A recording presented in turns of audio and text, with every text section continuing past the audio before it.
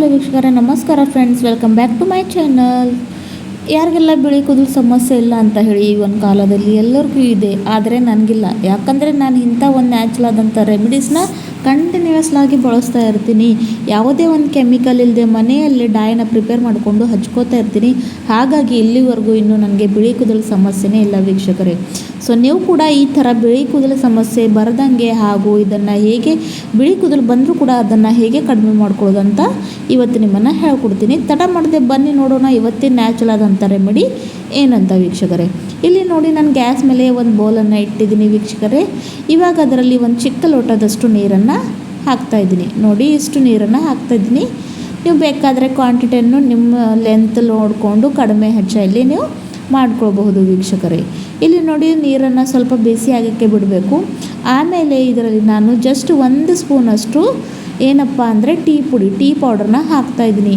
Tea ಪುಡಿಯಲ್ಲಿ ಕ್ಯಾಫಿನ್ ಅಂತ ಒಂದು ಅಂಶ ಇರುತ್ತೆ. ಇದು ನೈಸರ್ಗಿಕವಾಗಿ ನಮ್ಮ ಕೂದಲನ್ನು ಕಪ್ಪು ಮಾಡೋಕ್ಕೆ ಹೆಲ್ಪ್ ಮಾಡುತ್ತೆ, ಜೊತೆಗೆ ಕೂದಲು ಬೆಳವಣಿಗೆ ಕೂಡ ಮಾಡೋಕ್ಕೆ ಹೆಲ್ಪ್ ಮಾಡುತ್ತೆ ವೀಕ್ಷಕರೇ. ಹಾಗಾಗಿ 1 ಟೇಬಲ್ ಸ್ಪೂನಷ್ಟು ಟೀ ಪುಡಿನ ಹಾಕ್ಕೊಂಡು ಇವಾಗ ಈ ಒಂದು ನೀರನ್ನು ಚೆನ್ನಾಗಿ ಲೋ ಟು ಮೀಡಿಯಮ್ ಫ್ಲೇಮ್ನಲ್ಲಿ ಇಟ್ಕೊಂಡು ನಾವು ಕುದಿಸ್ತಾ ಬರಬೇಕು ವೀಕ್ಷಕರೇ. ಇದ್ರ ಕಲರ್ ಪೂರ್ತಿಯಾಗಿ ಚೇಂಜ್ ಆಗಬೇಕು. ಎಷ್ಟು ಚೆನ್ನಾಗಿ ರೀತಿಯಲ್ಲಿ ಇದನ್ನು ನಾವು ಕುದಿಸ್ಕೊಳ್ತೀವಲ್ಲ, ನಮ್ಮನ್ನು ರೆಮಿಡಿ ಮಾಡಿಕೊಳ್ಳೋದಕ್ಕೂ ಕೂಡ ಅಷ್ಟು ಈಸಿ ಆಗುತ್ತೆ ಹಾಗೂ ಪವರ್ಫುಲ್ ಆದಂಥ ರೆಮಿಡಿ ರೆಡಿ ಆಗುತ್ತೆ. ಇವಾಗ ನೀವು ನೋಡ್ತಾ ಇರ್ಬೋದು ಎಷ್ಟು ಚೆನ್ನಾಗಿ ಕಲರ್ ಚೇಂಜ್ ಆಗ್ತಾ ಇದೆ. ಹಾಗೂ ಹಾಕಿರುವಂಥ ಏನು 1 ಲೋಟದಷ್ಟು ನೀರಿದೆಯಲ್ಲ ವೀಕ್ಷಕರೇ, ಅದು ಕುದ್ದು ಒಂದು ಅರ್ಧಗಿಂತನೂ ಕಡಿಮೆ ಆಗಬೇಕು. ಅಷ್ಟು ಇದನ್ನು ನಾವು ಕುದಿಸ್ಕೊಳ್ಬೇಕು ಆಗುತ್ತೆ. ನ್ಯಾಚುರಲ್ ಆದಂಥ ರೆಮಿಡೀಸ್ ಟ್ರೈ ಮಾಡಿಕೊಂಡ್ರೆ ಇದು ಯಾವತ್ತಿಗೂ ಒಳ್ಳೆಯದಾಗಿ ಇರುತ್ತೆ ವೀಕ್ಷಕರೇ.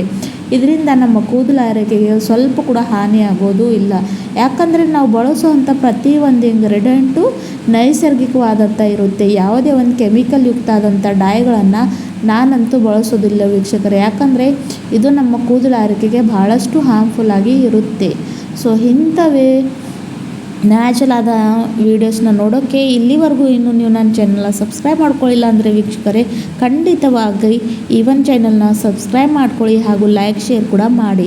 ನಿಮ್ಮ ಒಂದಷ್ಟು ಲೈಕು ನನಗೆ ಭಾಳಷ್ಟು ಪ್ರೋತ್ಸಾಹನವನ್ನು ಕೊಡುತ್ತೆ. ಹಾಗೂ ಇಂಥನೇ ಮತ್ತಷ್ಟು ನ್ಯಾಚುರಲ್ ಆದಂಥ ರೆಮಿಡೀಸ್ ನೀವು ನೋಡ್ಕೊಂಡು ಹೋಗ್ಬೋದು ವೀಕ್ಷಕರೇ. ಇವಾಗ ನೋಡಿ, ಕುದ್ದಿದ್ದಾಗಿದೆ. ಸ್ವಲ್ಪ 5 ನಿಮಿಷ ಇದನ್ನು ತಣ್ಣಗಾಗಕ್ಕೆ ಬಿಟ್ಟಿದ್ದೀನಿ. ತಣ್ಣಗಾದಮೇಲೆ ಇಲ್ಲಿ ಒಂದು ಬೌಲನ್ನು ತೊಗೊಂಡು ಇವಾಗ ಇದಕ್ಕೆ ನಾನು ಸೋಡಿಸ್ಕೊತಾ ಇದ್ದೀನಿ ವೀಕ್ಷಕರೇ. ಭಾಳಷ್ಟು ಈಸಿ ಅಂತ ರೆಮಿಡಿ ಇದೆ ವೀಕ್ಷಕರೇ. ಒಂದು 5 ನಿಮಿಷದಲ್ಲಿ ಇದನ್ನು ನೀವು ಪ್ರಿಪೇರ್ ಮಾಡ್ಕೊಂಡು ಅಪ್ಲೈ ಮಾಡ್ಕೊಳ್ಬಹುದು.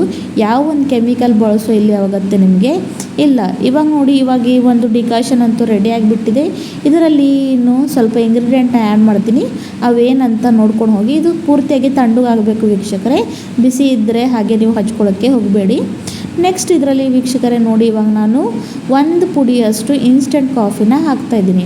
ನಿಮ್ಮೆಲ್ಲರಿಗೂ ಗೊತ್ತಿದೆ, ಕಾಫಿ ಒಂದು ಇನ್ಸ್ಟೆಂಟ್ ಡೈ ಆಗಿ ನಮ್ಮ ಕೂದಲ ಮೇಲೆ ಕಾರ್ಯವನ್ನು ಮಾಡುತ್ತೆ.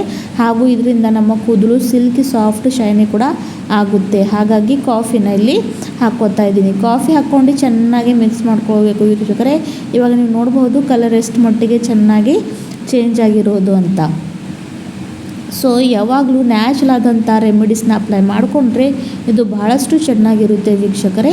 ಹಾಗೂ ಜೊತೆಗೆ ನಾವು ಇದರ ಜೊತೆಗೆ ಪ್ರೋಟೀನ್ ಯುಕ್ತ ಆಹಾರವನ್ನು ಕೂಡ ಸೇವನೆ ಮಾಡಬೇಕು. ಬರೀ ಎಕ್ಸ್ಟರ್ನಲ್ ಅಂದರೆ ಹೊರಗಡೆಯಿಂದ ನಾವು ನಮ್ಮ ದೇಹಕ್ಕೆ ಚೆನ್ನಾಗಿ ಇಟ್ಕೊಂಡ್ರೆ ಆಗೋದಿಲ್ಲ. ಇಂಟರ್ನಲ್ಲಿ ಕೂಡ ನಾವು ಸ್ಟ್ರಾಂಗ್ ಇರಬೇಕು. ನಮ್ಮ ಕೂದಲ ಆರೈಕೆ ಸಲುವಾಗಿ ಏನೇನೆಲ್ಲ ಚೆಂದಿರುತ್ತಿಲ್ಲ ಅದನ್ನೆಲ್ಲ ಸೇವನೆ ಮಾಡಬೇಕು. ಅಂದರೆ ನೋಡಿ ವೀಕ್ಷಕರೇ, ಆಮ್ಲವನ್ನು ಸೇವನೆ ಮಾಡಬೇಕು. ಇವಾಗಂತೂ ಅದರ ಸೀಸನ್ನೇ ಇದೆ, ಅದ್ರ ಜ್ಯೂಸ್ ಕುಡಿಬೇಕು. ಜೊತೆಗೆ ಈರುಳ್ಳಿಯನ್ನು ತಿನ್ನಬೇಕು. ಅದರಲ್ಲಿ ಸಲ್ಫರ್ ಐರನ್ ಪ್ರಮಾಣ ಜಾಸ್ತಿ ಇರುತ್ತೆ. ಹಾಗಾಗಿ ನೆಕ್ಸ್ಟ್ ನೋಡಿ ಇಲ್ಲಿ ವೀಕ್ಷಕರೇ, ಇಲ್ಲಿ ನಾನು ಕಲೋಂಜಿನ ತೊಗೊಂಡಿದ್ದೆ. ನಿಮಗೆ ಕಲೋಂಜಿ ಏನಂತ ತೋರಿಸ್ಕೊಟ್ಟಿದ್ದೀನಿ. ಅದ್ರ ಪುಡಿ ಮಾಡಿಟ್ಕೊಂಡಿದ್ದೀನಿ ವೀಕ್ಷಕರೇ. ಯಾಕಂದರೆ ನಾನು ಕಂಟಿನ್ಯೂಸ್ಲಿ ಬಳಸ್ತಾ ಇರೋದ್ರಿಂದ ಈ ಥರ ಒಮ್ಮೆ ಪುಡಿ ಮಾಡಿ ಇಟ್ಕೊಂಡ್ಬಿಟ್ರೆ ರೆಮಿಡಿ ಅನ್ನೋದು ಪ್ರಿಪೇರ್ ಮಾಡೋಕ್ಕೆ ಈಸಿ ಆಗುತ್ತೆ. ಹಾಗಾಗಿ 1-2-3 ಸ್ಪೂನಷ್ಟು ನೋಡಿಕೊಂಡು, ಫುಲ್ ಕನ್ಸಿಸ್ಟೆನ್ಸಿ ಇದ್ರದ್ದು ಚೆನ್ನಾಗಿ ಗಟ್ಟಿಗಾಗಬೇಕು ಅಷ್ಟು ನೋಡ್ಕೊಂಡು ಇಲ್ಲಿ ನೀವು ಹಾಕ್ಕೊಳ್ಬೇಕು.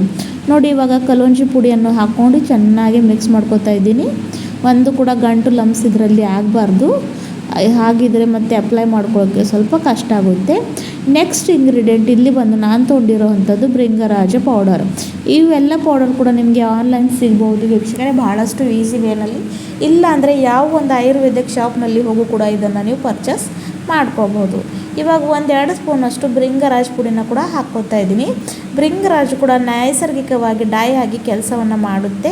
ನಮ್ಮ ಕೂದಲು ಆರೈಕೆಗೆ ಬೆಳವಣಿಗೆಗೂ ಕೂಡ ಇದು ಹೆಲ್ಪ್ ಮಾಡುತ್ತೆ. ಹಾಗಾಗಿ ಭೃಂಗರಾಜ ಪುಡಿನ ಇಲ್ಲಿ ನಾನು ಹಾಕ್ಕೊತಾ ಇದ್ದೀನಿ ವೀಕ್ಷಕರೇ. ಇವಾಗ ಇದನ್ನು ಚೆನ್ನಾಗಿ ಮಿಕ್ಸ್ ಮಾಡ್ಕೊಳ್ಬೇಕು. ಸ್ವಲ್ಪ ಟೈಮ್ ತೊಗೊಳುತ್ತೆ. ಚೆನ್ನಾಗಿ ಸ್ವಲ್ಪ ಕೂಡ ಒಂದು ಕೂಡ ಗಂಟು ಇರ್ದಂಗೆ ಇದನ್ನು ಮಿಕ್ಸ್ ಮಾಡ್ಕೊಂಡು ಆಯಿತು ವೀಕ್ಷಕರೇ, ಜಸ್ಟ್ ಅಪ್ಲೈ ಮಾಡ್ಕೊಳ್ಳೋದೆ.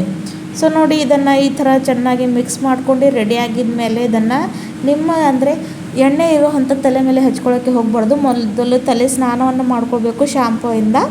ಮತ್ತು ಇವಾಗ ಇದನ್ನು ನೀವು ಅಪ್ಲೈ ಮಾಡಿಕೊಂಡು 1 ಗಂಟೆಗಳ ಕಾಲ ಇಡಬೇಕು ಮಿನಿಮಮ್ ವೀಕ್ಷಕರೇ. ಇದನ್ನು ನೀವು 45 ಮಿನಿಟ್ಸ್ ಆದರೂ ಇಡಬೇಕು. ನಿಮ್ಮ ಹತ್ರ ಟೈಮ್ ಇದ್ದರೆ ಮಿನಿಮಮ್ ಇದನ್ನು 1 ಗಂಟೆ ಕಾಲ, ಅಂದರೆ ಎಷ್ಟು ಜಾಸ್ತಿ ಟೈಮ್ ಇಡುತ್ತರಲ್ವ ಅಷ್ಟು ಎಫೆಕ್ಟಿವ್ ಆಗಿದ್ದು ಕಾರ್ಯ ಮಾಡುತ್ತೆ. ಸೊ ಹಾಗಾಗಿ 1 ಗಂಟೆಗಳ ಕಾಲ ಇಟ್ಕೊಳ್ಳಿ. ಆಮೇಲೆ ಜಸ್ಟ್ ನಾರ್ಮಲ್ ವಾಟರಿಂದ ಸ್ನಾನವನ್ನು ಮಾಡ್ಕೊಳ್ಳಿ. ಶಾಂಪೂವನ್ನು ಬಳಸಲಿಕ್ಕೆ ಹೋಗಬೇಡಿ ಅವತ್ತಿನ ದಿನ. ನೆಕ್ಸ್ಟ್ ದಿವಸ ಬೇಕಾದರೂ ನೀವು ಅದನ್ನು ಶಾಂಪೂ ಹಚ್ಕೊಂಡು ವಾಶ್ ಮಾಡ್ಕೊಳ್ಬೋದು. ಸೊ ನೋಡಿದಿರಲ್ಲ, ಯಾವ ಒಂದು ಜಾಸ್ತಿ ಜಂಜಟಿಲ್ಲ, ಏನಿಲ್ಲ, ಈಸಿ ಟು ಮೇಕ್ ಆದಂಥ ರೆಮಿಡಿ ಇದೆ ಹಾಗೂ ಎಫೆಕ್ಟಿವ್ ಕೂಡ ಇದೆ. ವಾರದಲ್ಲಿ ಈ ಥರ 2 ಸಲ ಮಾಡ್ತಾ ಬನ್ನಿ. ಈ ಥರ ಮಾಡ್ಕೊಳ್ಳೋದ್ರಿಂದ ಕಂಟಿನ್ಯೂಯಸ್ ಆಗಿ ನೀವು ಸ್ವಲ್ಪ ದಿನ ಮಾಡಿದರೆ ನಿಮ್ಮ ಬಿಳಿ ಕೂದಲು ಸಮಸ್ಯೆ ಖಂಡಿತ ಕಡಿಮೆ ಆಗುತ್ತೆ ವೀಕ್ಷಕರೇ. ಕೆಮಿಕಲ್ ಯುಕ್ತ ಆದಂಥ ಡೈಗಳನ್ನು ಬಳಸೋಕ್ಕೆ ಹೋಗಬೇಡಿ, ಯಾಕಂದರೆ ಇದು ಬಹಳಷ್ಟು ನಮ್ಮ ಕೂದಲಿಗೆ ಸೈಡ್ ಎಫೆಕ್ಟ್ ಮಾಡುವಂಥದ್ದು. ಸೊ ವಿಡಿಯೋ ಇಷ್ಟ ಆದರೆ ನನ್ನ ಚಾನಲ್ ಸಬ್ಸ್ಕ್ರೈಬ್ ಮಾಡ್ಕೊಳ್ಳಿ, ಲೈಕ್ ಮಾಡಿ. ಮತ್ತೆ ಸಿಗೋಣ ಮುಂದಿನ ವಿಡಿಯೋದಲ್ಲಿ ವೀಕ್ಷಕರೇ. ಟೇಕ್ ಕೇರ್, ಬಾಯ್ ಬಾಯ್.